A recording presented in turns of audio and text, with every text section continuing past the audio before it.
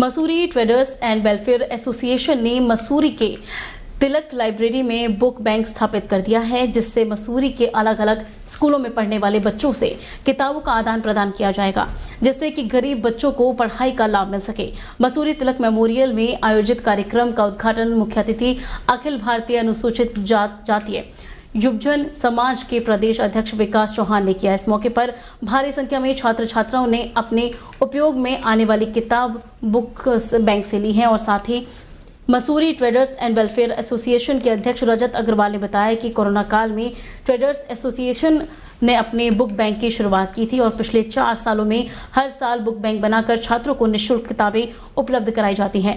इस साल तिलक memorial library के सभागार में बुक बैंक 1 सप्ताह के लिए स्थापित किया गया है, जिससे मसूरी के बच्चे बुक बैंक में आकर अपने उपयोग में आने वाली किताबें ले सकें।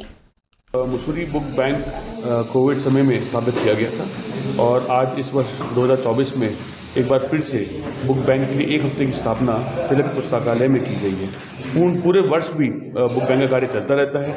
जरूरतमंद छात्र छात्राओं को किताबें दी जाती हैं। खासकर बात यह है कि बच्चों को और उनके अभिभावकों को इस प्रकार से प्रोत्साहित किया जाता है कि वो बुक किताबों का आदान प्रदान करें।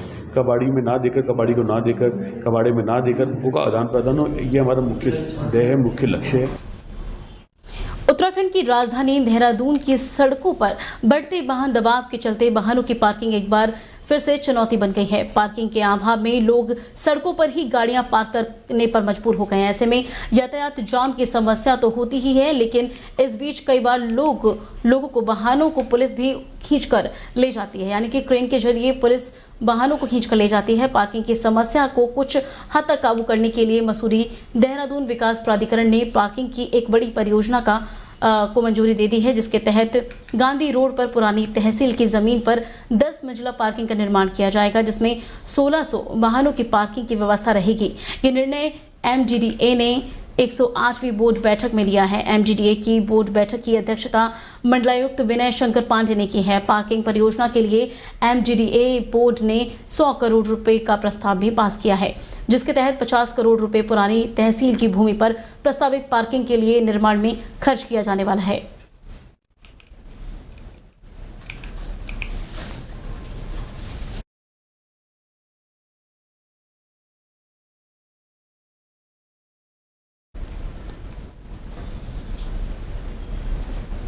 लक्सर विकासखंड परिसर में आज छात्राओं ने नुक्कड़ नाटक किया है, जिसके जरिए मतदाताओं को जागरूक करने का काम किया गया है। इन छात्रों ने मतदाताओं को मतदान करने और अपने अधिकारों के बारे में जानकारी दी है। कार्यक्रम के दौरान तहसील स्तर के कई अधिकारियों और लक्सर उप जिलाधिकारी गोपाल सिंह चौहान भी मौजूद रहे हैं। शहर के भी कई कार्यक्रम में कई लोगों को बुलाया गया था, जिन्होंने शपथ भी दिलाई है। इस बीच वो निर्भीक होकर ईमानदारी के साथ बिना किसी प्रलोभन और बिना भेदभाव के मतदान करेंगे और नई सरकार का गठन करने में अपनी सहभागिता निभाएंगे। आज जैसे अभी आपको पता चला है, माननीय एसडीएम महोदय द्वारा ये स्वीप कार्यक्रम के अंतर्गत एक नुक्कड़ नाटक हर्ष विद्या मंदिर पीजी कॉलेज के माध्यम से कराया गया, जिससे जनता को जागरूक किया जा रहा है कि प्रत्येक जनता अपना मतदान अधिकार प्रयोग करे और राष्ट्र निर्माण में सहयोग करे। पहाड़ों की रानी मसूरी में मतदाताओं को जागरूक करने के लिए जिला प्रशासन ने अलग अलग कार्यक्रम आयोजित कर लोगों को मतदान के प्रति जागरूक किया है, जिसके तहत मसूरी एमपीजी कॉलेज में नायब तहसीलदार सुरेंद्र सिंह ने छात्राओं को और साथ ही लोगों को मतदान करने के लिए जागरूक किया है और मतदान में हर हाल में प्रतिभाग करने की शपथ भी दिलाई है। नायब तहसीलदार सुरेंद्र सिंह ने कहा है कि लोकसभा चुनाव में मतदान प्रतिशत बढ़ाना प्रशासन के लिए सबसे बड़ी चुनौती है। साल 2019 के लोकसभा चुनाव में क्षेत्र में कम प्रतिशत मतदान हुआ था। ऐसे में प्रशासन इस बार मतदान प्रतिशत बढ़ाने के लिए कोई कोर कसर नहीं छोड़ना चाहता है। उन्होंने बताया कि प्रशासन मतदाताओं को जागरूक करने के लिए शिविर भी लगा रहा है। मतदाता जागरूकता के लिए 7 दिवसीय गतिविधियों का आयोजन भी किया जा रहा है। आप लोगों को विदित है, कल हमारे आदरणीय उप जिलाधिकारी महोदय के द्वारा तहसील कार्यालय में बीएलओ सुपरवाइजर की बैठक बुलाई गई थी और उस बैठक का मेन उद्देश्य यही था कि प्रत्येक मतदाता को जागरूक किया जाए जिससे हमारे मतदान का प्रतिशत बढ़े और कोई भी मतदाता अपने मताधिकार के प्रयोग करने से वंचित न रहे। तो इसी परिप्रेक्ष्य में आज हमने ये कॉलेज में जो है एक मतदाता जागरूकता दिवस रखा था, जिसमें सभी लोगों को ये बताया गया कि आप अपने घर में अपने दोस्तों को, अपने हर आदमी को प्रेरित करेंगे मतदान के प्रति कि कोई भी मतदाता अपने वोट देने से वंचित ना रहे।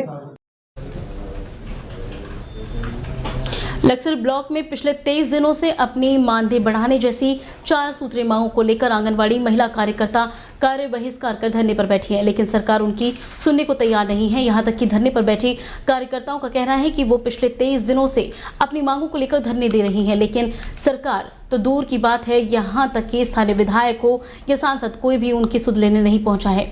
उन्होंने कहा है कि चुनाव के टाइम पर नेता लोगों से बड़े बड़े वादे तो करते हैं और दावे भी करते हैं, जो चुनाव जीतने के बाद धरातल पर कहीं नजर नहीं आते। उन्होंने कहा है कि अगर उनकी मांगें जल्द पूरी नहीं हुई तो सरकार को वो वोट नहीं देंगे और आगामी लोकसभा चुनाव में सरकार को हराने का काम करते हुए दूसरी पार्टी को वोट देने वाले हैं। यही है कि हम यहाँ ही बैठे हुए, हम कहीं नहीं जाने वाले। अगर हमें आचार संहिता भी लगती है तो हम कार्य बहिष्कार करेंगे, अपने सेंटरों पे बैठ के करेंगे। दूसरा, हम सरकार का बहिष्कार करेंगे, हम नोटा दबाएंगे। हमें ऐसी सरकार की जरूरत नहीं है जो महिलाओं का क्या करती हैं, महिला सशक्तिकरण कर रही हैं, लेकिन 1% भी नहीं हो रहा है। बताओ क्या हो रहा है? डीलरों का काम हमें थमा दिया, बीएलओ का काम हमें थमा दिया, सारा अंडे खजूर सब चीज़ें हमें दे दी करने के लिए, 17 तरह के रजिस्टर दे दिए, तो हमारे पूरी ज़िंदगी तो इसी रजिस्टरों में चली जाएगी। मैं बस यही कहना चाहती हूँ आपके माध्यम से कि हम लोग लगातार 23 दिन से यहाँ बैठे हैं। वैसे तो और भी जो विधायक हैं, जो भी हैं, हर समस्या के लिए बीच में जनता के बीच में घुसते हैं, लेकिन हमारा मैं ये आज उनसे भी पूछना चाहती हूँ कि इतने दिन से हम लोग बैठे हैं तो हमारे बीच क्यों नहीं आ रहे? क्या चुनाव के टाइम पे उन्हें वोट लेने हमारे घर घर नहीं आना है? हमारे समस्याओं के बीच में नहीं आ रहे हैं, वो तो कब आएंगे हमारे लिए? क्यों उनसे? आज हमारा जो है धरने का 23वां दिन है, लेकिन सरकार हमारी सुध ही नहीं ले रही है और इतनी अन्य घोषणाएं तो कर रही है, इतनी अन्य घोषणाओं पे पैसा बर्बाद कर रही है, लेकिन उन्हें आंगनवाड़ियाँ नहीं दिखाई दे रही हैं कि जो लगातार 23 दिन से धरने पे बैठी हुई हैं। बाकी जो हमारी प्रक्रिया है वो कहीं तक नहीं पहुंची सरकार की नज़रों में। हम जहाँ थे वहीं के वहीं हैं, उन्होंने कोई सुध नहीं हमारी ली।